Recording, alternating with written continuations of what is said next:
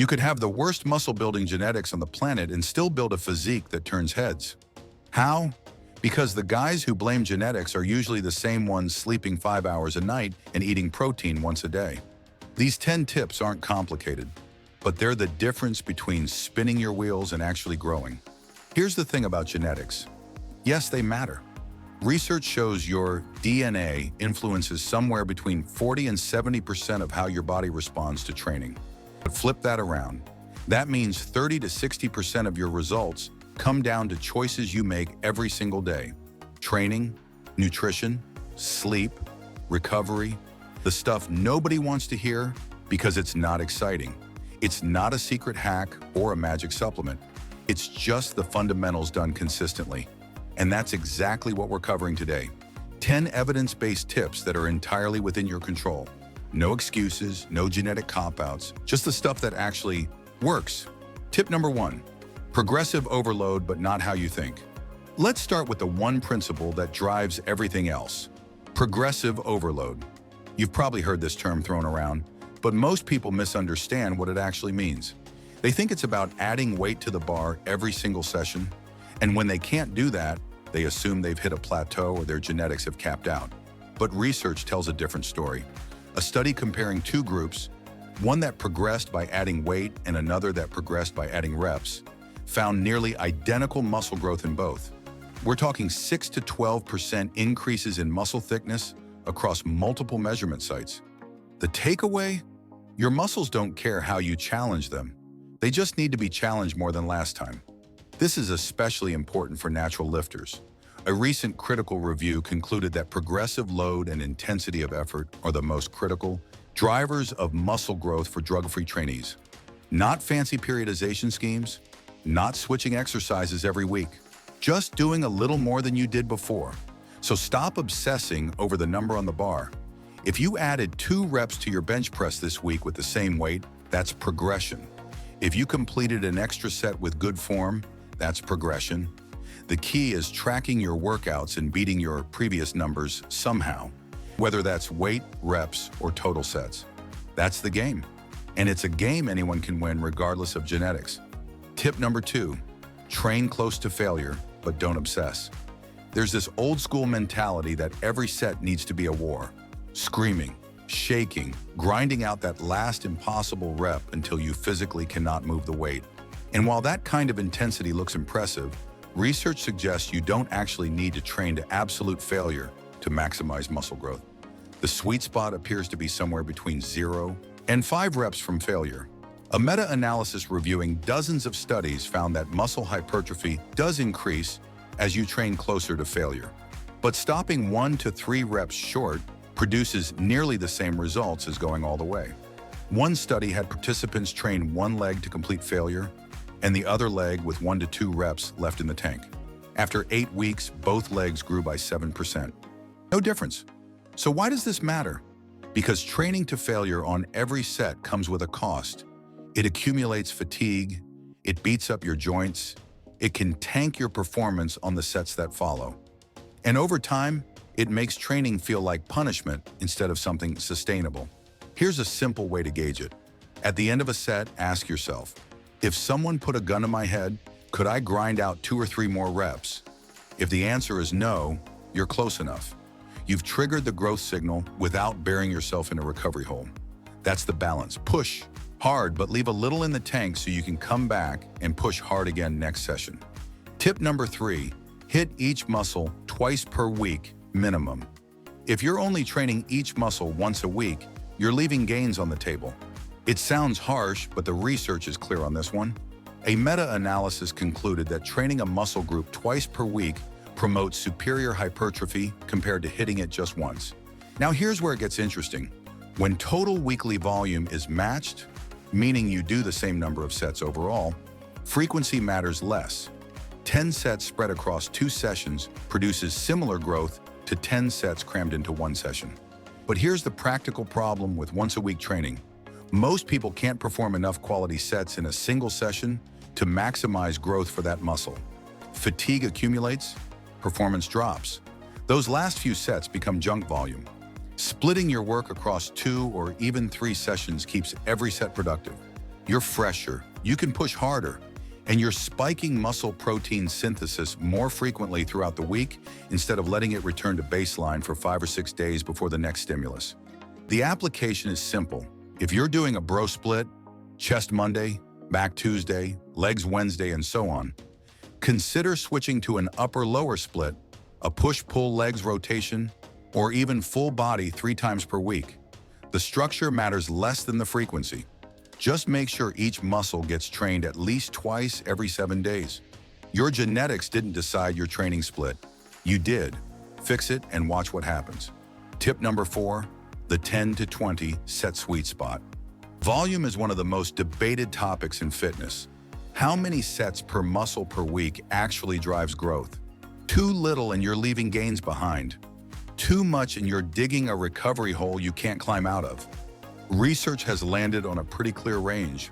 An umbrella review analyzing 14 meta-analyses concluded that at least 10 sets per muscle group per week is optimal for hypertrophy. Another analysis found that 20 to 30 sets per week delivers the most growth, but with diminishing returns beyond that point. More isn't always better, it's just more fatigue. For most natural lifters, the sweet spot sits somewhere between 10 and 20 sets per muscle per week. That's enough stimulus to grow without crushing your recovery capacity. And here's the part people miss. Those sets need to actually count. 10 hard sets where you're pushing close to failure will outperform 20 lazy sets where you're scrolling your phone between reps. Think about it this way. If you're hitting chest twice per week, that's 5 to 10 quality sets per session. A few sets of pressing, a few sets of flies, and you're done. No marathon workouts, no 2-hour gym sessions, just focused work with real effort behind it. If you're doing fewer than 10 sets per muscle weekly, you're probably undertraining. If you're doing more than 25 and still not growing, you're probably overtraining or your intensity is too low. Find the middle ground, track your volume, and adjust based on how you're recovering and progressing. That's a decision you control, not your genetics. Tip number 5, use full range of motion. The stretch matters. Here's something most lifters get completely backwards. They load up the bar, then cut the range of motion in half to move more weight, ego lifting, and it's costing them serious growth.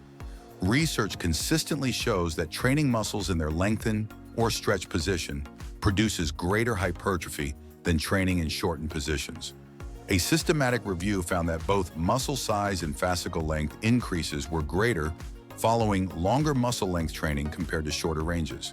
One study on calf training found that emphasizing the stretch position led to 43% greater muscle growth. That's not a small difference. That's almost half, again, as much growth just from prioritizing the bottom of the movement. The science makes sense when you think about it. The stretch position is where your muscle fibers are under the most tension. It's the hardest part of the lift, which is exactly why people avoid it. Half-rep squats are easier than deep squats. Partial bench presses let you use more weight than full-range presses, but easier doesn't build muscle. Tension does. So what does this look like in practice? On squats, go deep. On bench press, touch your chest. On rows, let your arms fully extend at the bottom before pulling. On curls, start from a dead hang instead of keeping constant tension at the top. If you've been chasing numbers with shortened ranges, drop the weight and earn it back with full range of motion. Your muscles will respond to the increased stretch, and the growth will follow. This has nothing to do with your genetics and everything to do with your technique. Tip number 6, protein. Hit your daily threshold. You can train perfectly and still barely grow if your protein intake is off. This is the one nutritional factor that makes or breaks muscle building. And most people either undershoot it or massively overcomplicate it. Here's what the research actually says. A landmark meta-analysis involving over 1,800 participants found that protein intakes above 1.6 grams per kilogram of body weight per day didn't produce any additional muscle gains. The benefits plateau right around that number. The upper ceiling most experts recommend sits at 2.2 grams per kilogram, but more than that isn't helping you. It's just expensive urine. For a 180-pound person, that's roughly 130 to 160 grams of protein daily. Not crazy, not requiring you to eat chicken breast at every meal. Just enough to keep muscle protein synthesis elevated throughout the day. And that brings up the second piece, distribution matters. Research found that muscle protein synthesis was about 25% greater when protein was spread evenly across meals rather than loaded into 1 or 2 big feedings. Aim for 25 to 40 grams per meal across 3 to 4 meals. That's a chicken breast, a few eggs, a scoop of whey, or a cup of Greek yogurt at each sitting. One more thing, consuming 20 to 40 grams of slow-digesting protein like casein before bed stimulates overnight muscle protein synthesis. You're literally building muscle while you sleep, but only if you give your body the raw materials to do it. This isn't genetics, this is grocery shopping. Hit your protein target consistently, and you've already done more for your gains than most gym bros ever will. Tip number 7, sleep is a legal PED. This is the tip nobody wants to hear. You can nail your training, you can hit your protein. But if you're sleeping 5 or 6 hours a night, you're sabotaging your gains in ways you can't outwork. The research on this is brutal. One study found that a single night of total sleep deprivation reduced muscle protein synthesis by 18%. That's almost a fifth of your muscle building potential. Gone after just one bad night. But it gets worse. That same study showed sleep deprivation increased cortisol by 21% and decreased testosterone by 24%.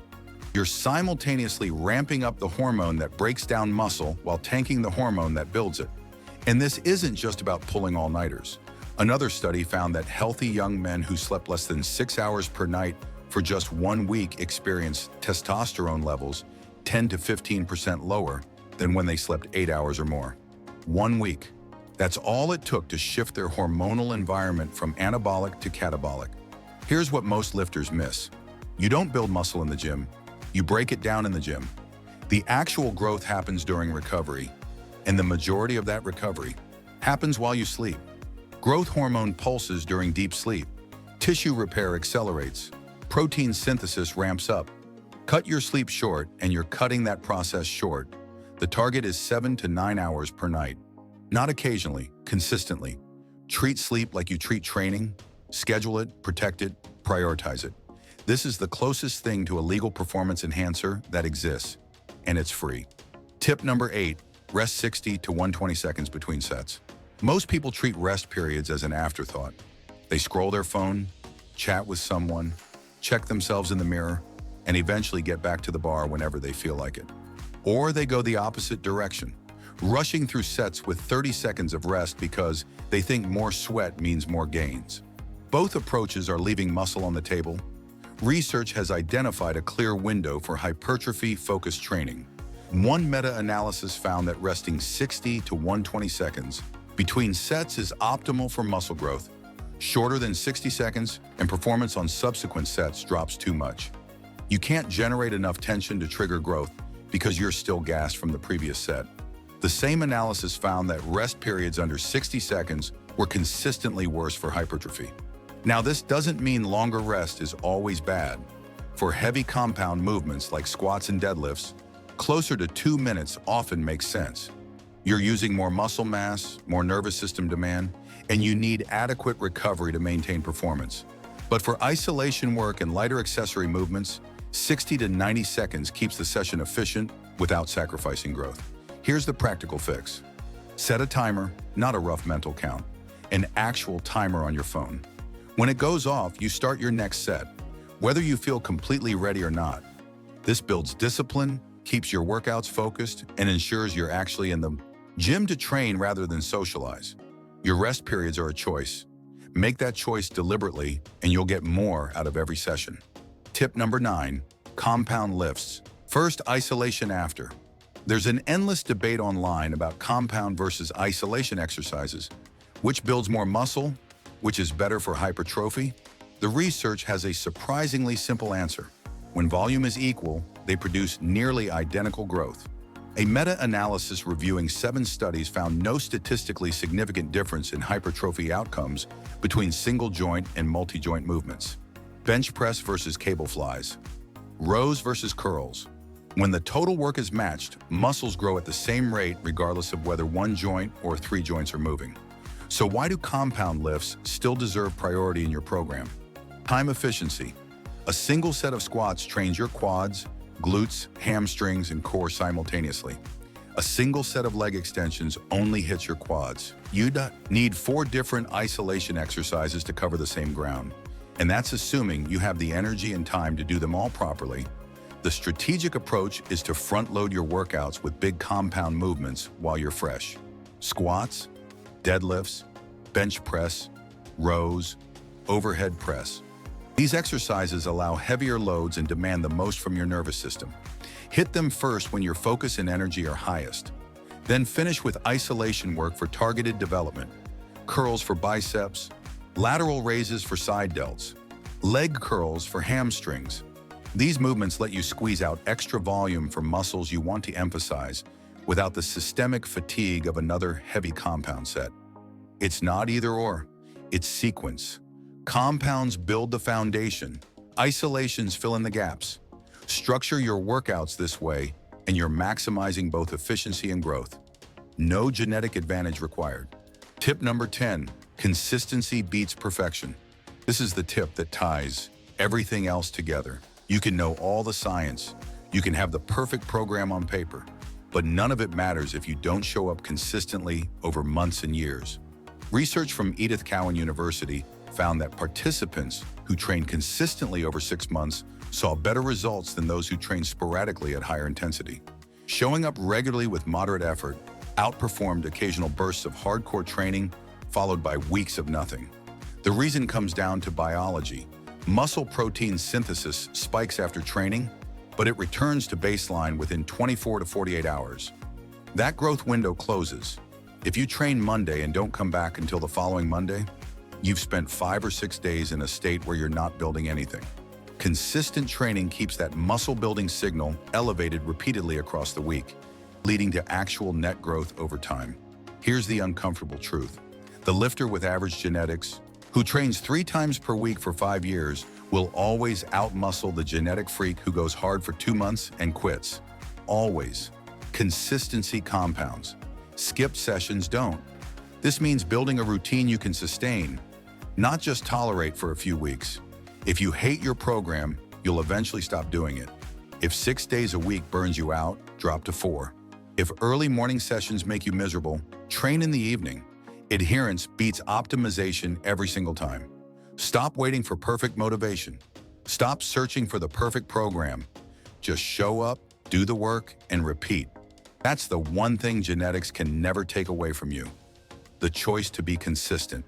Now, once you've dialed in these principles, the next question becomes which exercises actually deserve your time? Because most people are wasting sets on movements that don't build anything. I broke down the only exercises you need for a complete physique from head to toe. No fluff, no filler. That video is right here. I'll see you there.